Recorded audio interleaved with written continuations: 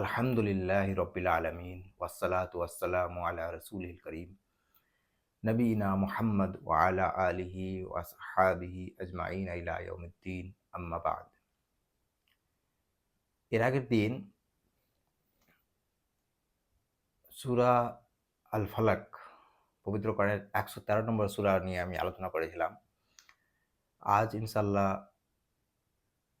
সূরা আন-নাস পবিত্র কোরআনের ১১৪ নম্বর সূরা নিয়ে আলোচনা করব।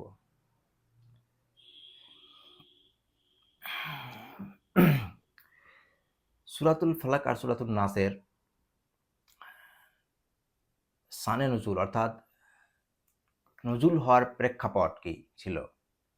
এ সাপেক্ষে কিছু রেওয়ায়েত রয়েছে যে রাসূলুল্লাহ সাল্লাল্লাহু আলাইহি সাল্লামকে জাদু করা হয়েছিল এবং সেই জাদু থেকে উদ্ধারের জন্য আল্লাহ তাআলা তার প্রতিকার হিসাবে এই সূরাগুলোকে নাযিল করেন। কিন্তু এই রেওয়ায়েতগুলো ঠিক নয়। যদিও এই রেওয়ায়েতগুলো বুখারী মুসলিমেও এসছে, কিন্তু এই রেওয়ায়েতগুলোর মাতান কোনোভাবেই অ্যাকসেপ্টেড নয়। বুখারী মুসলিমে আসার কারণে আমাদের বেশিরভাগ আলেমগণ এটাকে তাবিল করে এটাকে অ্যাকসেপ্ট করে নেন রেওয়ায়েতগুলোকে। কিন্তু যারা মুহাক্কিকিন রয়েছে তারা এই রেওয়ায়েতগুলোকে রিজেক্ট করেন। কারণ এই রেওয়ায়েতগুলোর যে মাতান, ঠিক আছে? সনদকে তুমি সহিহ যদি প্রমাণ করেও দাও, ঠিক আছে? সনদ বুখারী মুসলিম আছে বলে তুমি ছেড়েও দাও, ঠিক আছে কিনা? তারপরেও এর যে মাতান সেটা কোরআনের সাথে ক্ল্যাশ করে। কোরআনের সঙ্গে সাংঘর্ষিক এর মাতান। এর মাতান কোনোভাবে অ্যাকসেপ্টেড নয়। আর এই রিওয়ায়াতগুলোর মধ্যে তারুজ রয়েছে। এই রিওয়ায়াতগুলোকে যদি তুমি সবগুলোকে ইস্তেমাই তানাজুরে দেখো, তুমি সব রিওয়ায়াতকে মিলিয়ে দেখো, তাহলে পরস্পর বিরোধী কথাও রয়েছে রিওয়ায়াতের মধ্যে। গ্রামাটিক্যালি মিস্টেকও আছে, হিস্টোরিক্যালি অনেক প্রবলেম আছে। তো মুদ্রা কথা এটা যে এই রিওয়ায়াতগুলো অ্যাকসেপ্টেড নয়। এই রিওয়ায়াতগুলো যে সমস্ত আলেম এই রিওয়ায়াতগুলোকে রিজেক্ট করেন, আমি আলহামদুলিল্লাহ সেই সমস্ত আলেমের সঙ্গে আছি। আমি রিওয়ায়াতগুলোকে কোনোভাবে অ্যাকসেপ্ট করি না। হতে পারে বুখারী মুসলিমের রিওয়ায়াত। উম্মতের মধ্যে এটাও একটা বড় আলমিয়া যে বুখারী মুসলিমের রিওয়ায়াত আসলেই সে রিওয়ায়াতকে সহিহ মানতে হবে, এটা একটা নতুন একটা মানে আলেমদের মধ্যে একটা ট্রেন্ড শুরু হয়েছে। বুখারী মুসলিমের রিওয়ায়াতের উপরে আগে থেকে আইম্মারা কালাম করে এসেছে রিওয়ায়াতের উপরে। ঠিক আছে, বুখারী মুসলিমের বেশিরভাগ রিওয়ায়াত সহিহ, এটাতে কোনো সন্দেহ নেই।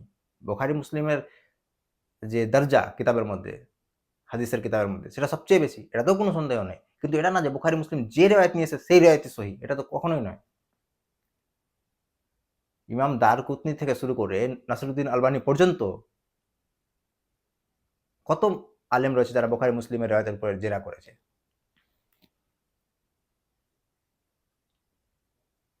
তাহলে বুঝতে হবে যে বুখারী মুসলিমের বেশিরভাগ হাদিস সহিহ, কিন্তু কিছু হাদিসে প্রবলেম রয়েছে। আর সেগুলোকে আমাদের আইম্মারা নিজের রিসার্চে ওয়াজও করেছেন যে কোন হাদিসগুলো এর মাতানে প্রবলেম রয়েছে। তো এই জিনিসটা বুঝে নেওয়া উচিত যে রাসূলুল্লাহ সাল্লাল্লাহু আলাইহি সাল্লামকে জাদু করার ব্যাপারে যে রিওয়ায়াতগুলো রয়েছে, এই রিওয়ায়াতগুলোর মাতানের ব্যাপারে একাধিক মুহাদ্দিসিন অবজেকশন করেছেন, একাধিক আলেম অবজেকশন জানিয়েছেন এবং তারা এগুলোকে গ্রহণ করেন না। আর আমিও এই রিওয়ায়াতগুলোকে গ্রহণ করি না। যাই হোক, সূরাতুল ফালাক এবং সূরাতুন নাসের যে ফাজাইল রয়েছে, সেটা এর আগের যে ভিডিও বানিয়েছিলাম সেটা তো ডিসকাস করেছিলাম। ইনশাআল্লাহ এই সূরাতুন নাস আজকে যে পড়বো ইনশাআল্লাহ তাআলা, তার শেষেও ডিসকাস করে নিব। আগে আল্লাহর নাম নিয়ে এই সূরাটা শুরু করি। আউযু বিল্লাহি মিনাশ শাইতানির রাজীম। বিসমিল্লাহির রহমানির রহিম। কুল, হে মুহাম্মদ সাল্লাল্লাহু আলাইহি ওয়াসাল্লাম আপনি বলুন, আউযু আমি আশ্রয় চাইছি, দ্বারা, রব্বিন নাস মানুষের রবের। হে মুহাম্মদ সাল্লাল্লাহু আলাইহি ওয়াসাল্লাম আপনি বলে দিন আমি আশ্রয় চাইছি মানুষের রবের কাছে। মালিকিন নাস, মালিক অর্থাৎ অধিপতি, মানুষের অধিপতির কাছে। এটা আল্লাহ তাআলার দ্বিতীয় সিফাত বর্ণনা করা হলো। এবার তৃতীয় সিফাত বর্ণনা করা হয়েছে, ইলাহিন নাস মানুষের উপাস্যের কাছে, অর্থাৎ মানুষের মাবুদের কাছে, যার পূজা করা হয়, যার ইবাদত করা হয়।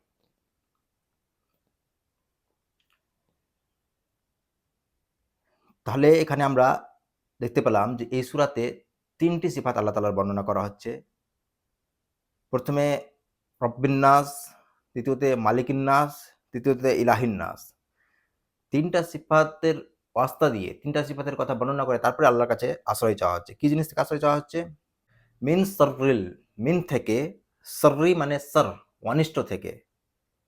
মিন শাররিল ওয়াসওয়াসিল খান্নাস, ওয়াসওয়াসিল খান্নাস, কুমন্ত্রণা দানকারী, এমন কুমন্ত্রণা দানকারী যে খান্নাস, অর্থাৎ অনেক বেশি পিছনে সরে আসে, অর্থাৎ সে কুমন্ত্রণা খুব দেয় মানুষের মনে, কিন্তু যখন আল্লাহর জিকির করা হয় তখন সে আবার পিছনে সরতে শুরু করে।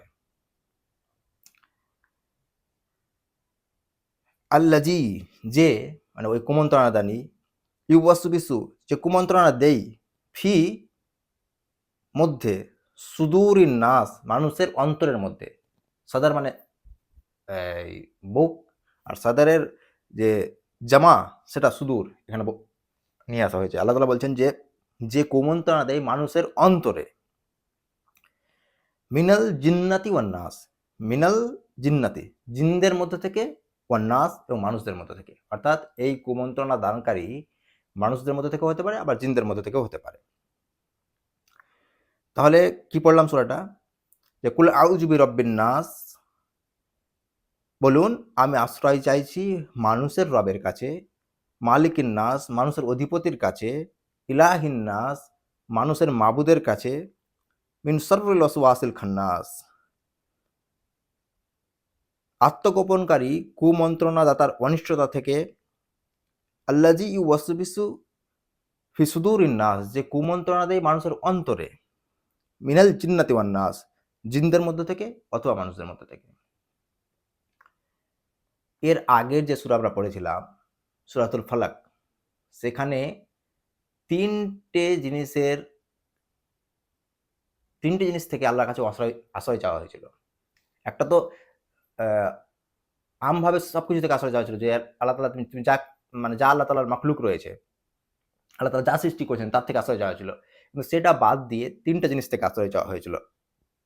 এক, যে অন্ধকার রাতের থেকে যখন সেটা ছেয়ে যায়। ২, ওই সমস্ত নারীদের থেকে যারা গন্তিতে ফুৎকার দেয়। আর ৩, হিংসুকের অনিষ্টতা থেকে যখন সে হিংসা করে। আর আল্লাহকে ওয়াস্তা দেওয়া হয়েছিল একটা তার সিফাতের, কি? রব্বিল ফালাক, প্রভাতের রবের, উষার রবের। সূরাতুল ফালাকের সাথে সূরাতুন নাসের কম্পেয়ার করছি আমি এখন, যাতে বুঝা যায় যে মানে দুটো সূরার মধ্যে কি মিল রয়েছে এবং কোন সূরাটা কিভাবে কাজ করছে আমাদের জন্য। সূরাতুল ফালাকে আল্লাহ তাআলাকে তার একটা নামের ওয়াস্তা দিয়ে আমরা ৩টা জিনিস থেকে আশ্রয় চেয়েছিলাম। একটা তো যে তিনি যা কিছু সৃষ্টি করেছেন তার অনিষ্ট থেকে, সেটাকে যদি কমন ভাবে ধরে নিই, তাহলে তারপরে ৩টা স্পেসিফিক জিনিস থেকে আমরা আশ্রয় চেয়েছিলাম। আর অন্যদিকে সূরাতুন নাসে আমরা আল্লাহর ৩টা সিফাত বর্ণনা করছি। রব্বিন নাস, মালিকিন নাস, ইলাহিন নাস। ৩টা সিফাত বর্ণনা করে একটা জিনিস থেকে আশ্রয় চাইছি। পার্থক্যটা বোঝা যাচ্ছে? পার্থক্যটা এটা যে সূরাতুল ফালাকে ৩টা জিনিস থেকে আশ্রয় চাইছি একটা সিফাতের ওসিলা দিয়ে। আর সূরাতুন নাসে ৩টা আল্লাহর নামের ওসিলা দিয়ে ৩টা সিফাতের বর্ণনা করে একটা জিনিস থেকে আশ্রয় চাইছি। মানে এই জিনিসটা এত বিপজ্জনক। কোন জিনিস থেকে? এই জিনিস থেকে যে কুমন্ত্রণা, ওয়াসওয়াসা থেকে আশ্রয় চাওয়া হচ্ছে। অর্থাৎ ওয়াসওয়াসা এত খাতারনাক জিনিস, এত বিপজ্জনক জিনিস। কারণ কি? কারণ ওই যে ৩টা জিনিস যেটা আমরা আগে পড়লাম আগের সূরাতে, যে জিনিস থেকে আশ্রয় চাওয়া হয়েছে সূরাতুল ফালাকে, সেটা বিশেষ করে দুনিয়াবী জীবনের সঙ্গে জড়িত। সেগুলোর ক্ষতিকর প্রভাব কম। যদি ক্ষতি হয়ে যায় দুনিয়াতে হবে কিছু ক্ষতি। কিন্তু সূরাতুন নাসে যে জিনিসটা বলা হয়েছে ওয়াসওয়াসার কথা, এই জিনিসটা এমন বিপজ্জনক যে এই জিনিসটা শুধু দুনিয়াতে ক্ষতি করবে না, আখিরাতকেও ধ্বংস করে দেবে। একজন এসে আপনাকে আল্লাহ তাআলার ব্যাপারে ওয়াসওয়াসা দিল। আল্লাহ তাআলার অস্তিত্বের ব্যাপারে ওয়াসওয়াসা দিল। আপনি ঈমান থেকে হাত ধুয়ে নিলেন। রাসূলুল্লাহ সাল্লাল্লাহু আলাইহি সাল্লামের ক্যারেক্টারের ব্যাপারে নাউজুবিল্লাহ কোনো একটা মিথ্যা মন গড়া কিস্সা বানিয়ে আপনাকে শুনিয়ে চলে গেল। আপনার মনে সেই সংশয়টা ঢুকে গেল, ওয়াসওয়াসাটা ঢুকে গেল। আপনি আজীবন সেটা থেকে বেরোতে পারলেন না। আপনি ঈমান থেকেও হাত ধুয়ে নিলেন। তাহলে এই যে ওয়াসওয়াসা, এটা এমন একটা বড় জিনিস যে আপনার ঈমানকে, আপনার ইসলামকে ধ্বংস করে দিতে পারে এটা। আপনাকে চিরস্থায়ী জাহান্নামী বানিয়ে দিতে পারে। এটা এত বিপজ্জনক জিনিস যে ৩টা আল্লাহ তাআলাকে ৩টা আল্লাহ তাআলার নামের ওয়াস্তা দিয়ে সিফাত বর্ণনা করে তারপরে আমরা আল্লাহর কাছে আশ্রয় চাইছি। একটা জিনিস থেকে শুধু। এই ওয়াসওয়াসা এত ভয়ঙ্কর, এত বিপজ্জনক, আপনার দুনিয়া এবং আখিরাত দুটাকে ধ্বংস করে দিতে পারে। আজ সোশ্যাল মিডিয়ায় কত রকম ওয়াসওয়াসা। এমনও ব্যক্তি রয়েছে সোশ্যাল মিডিয়ায় যে যে এই দাবি করে যে মুহাম্মদ সাল্লাল্লাহু আলাইহি সাল্লাম বলে নাউজুবিল্লাহ কোন লোকই ছিল না। অথচ এটা হিস্টোরিক্যাল ফ্যাক্ট একটা। হতে পারে কিছু লোক মুহাম্মদ সাল্লাল্লাহু আলাইহি সাল্লামকে নবী মানে না, সেটা আলাদা কথা। কিন্তু তারাও মানে যে মুহাম্মদ সাল্লাল্লাহু আলাইহি সাল্লাম বলে একজন ব্যক্তি ছিলেন। কিন্তু সোশ্যাল মিডিয়াতে এরকমও লোক আছে যে বলে মুহাম্মদ সাল্লাল্লাহু আলাইহি সাল্লাম বলে নাউজুবিল্লাহ কোন লোকই ছিল না। তাহলে কত রকমের ওয়াসওয়াসা, কত রকমের ফিতনা। এই ওয়াসওয়াসা যদি আপনার মধ্যে ঢুকে যায়, এই ওয়াসওয়াসা দ্বারা যদি আপনার মধ্যে এই ওয়াসওয়াসা ঘর করতে শুরু করে আর কোনোভাবে এর মধ্যে পড়ে যান, তাহলে আপনার ঈমান বাঁচানো মুশকিল হয়ে যাবে। এই সূরাগুলোর ফাজালের ব্যাপারে যে রিওয়ায়াতগুলো রয়েছে, সেই রিওয়ায়াতগুলো যদি দেখি, তাহলে আয়েশা রাদিয়াল্লাহু তাআলা আনহা থেকে একটা রিওয়ায়াত রয়েছে যে নবী করিম সাল্লাল্লাহু আলাইহি সাল্লাম যখনই বিছানায় যেতেন, তিনি তার ২ হাতকে একত্রিত করে সূরাতুল ইখলাস, সূরাতুল ফালাক এবং সূরাতুন নাস পড়ে ২ হাতে ফুঁক দিয়ে পুরো শরীরে মাসা করতেন। এটা বুখারীতে রিওয়ায়াত রয়েছে।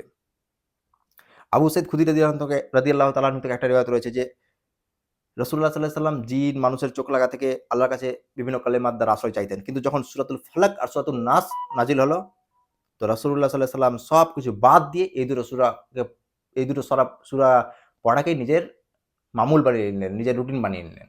অর্থাৎ বাকি যে অজায়েব দ্বারা, বাকি যে কালিমাত দ্বারা আল্লাহ তাআলার কাছে আশ্রয় চাইতেন তিনি, সেগুলো ছেড়ে দিয়ে এই কালিমাত দ্বারা, এই দুটো সূরা দ্বারা আল্লাহর কাছে আশ্রয় চাইতে শুরু করলেন। উকবা বিন আমির থেকে একটা হাদিস রয়েছে যে রাসূলুল্লাহ সাল্লাল্লাহু আলাইহি সাল্লাম প্রত্যেক সালাতের শেষে সূরাতুল ফালাক আর সূরাতুন নাস পাঠ করার নির্দেশ আমাকে দিয়েছেন। উকবা বিন আমির থেকে রিওয়ায়াত রয়েছে সহিহ মুসলিমে যে রাসূলুল্লাহ সাল্লাল্লাহু আলাইহি সাল্লাম বলেছেন যে আজ রাতে আমার কাছে এমন কিছু আয়াত অবতীর্ণ হয়েছে যার সদৃশ কখনো অবতীর্ণ হয়নি। সেটা হচ্ছে সূরাতুল ফালাক আর সূরাতুন নাস। সহিহ মুসলিমের রিওয়ায়াত রয়েছে। মানে কি? এর সদৃশ কখনো অবতীর্ণ হয়নি। এর কথার অর্থ কি? যে আশ্রয় চাওয়ার সাপেক্ষে আল্লাহর কাছে আশ্রয় চাইবো। এরকম কালেমাত আর এরকম কখনো নাজিল হয়নি। সূরাতুল ফালাক এবং সূরাতুন নাসের মতো কালেমাত, এত সুন্দর কালেমাত আল্লাহর কাছে আশ্রয় চাওয়ার মতো, আশ্রয় চাওয়ার সাপেক্ষে এর মতো কালেমাত আর কখনো নাজিল হয়নি। এই গেল সূরাতুন নাসের অনুবাদ এবং সংক্ষিপ্ত ব্যাখ্যা। ওয়া আখির দাওয়ানা আলহামদুলিল্লাহি রাব্বিল আলামিন।